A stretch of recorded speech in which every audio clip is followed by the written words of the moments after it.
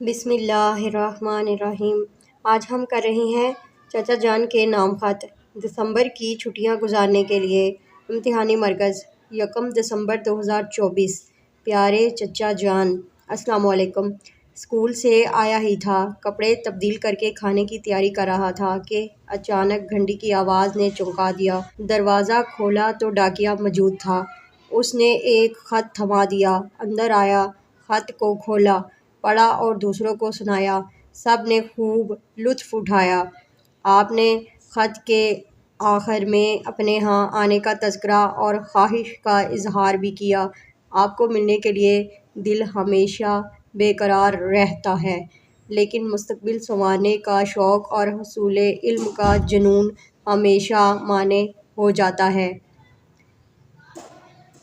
شہروں کی گہما گہمی سے بھرپور مشینی زندگی بسا اوقات بوجھ محسوس ہونے لگتی ہے اور اسے چھوڑ چھاڑ کر گاؤں کی فضاؤں میں جانے کے لیے اکثر دل مچلنے لگتا ہے، کیونکہ شہری فضا آلودگی سے بھرپور جبکہ دیہاتی زندگی بڑی خوبصورت، بڑی دلنشیں ہوتی ہے۔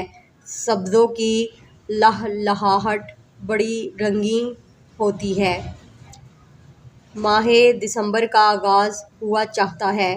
اس ماہ کے آخری اشرا میں سردی کا عروج ہوتا ہے۔ اسکولوں میں عام تعطیلات ہوتی ہیں۔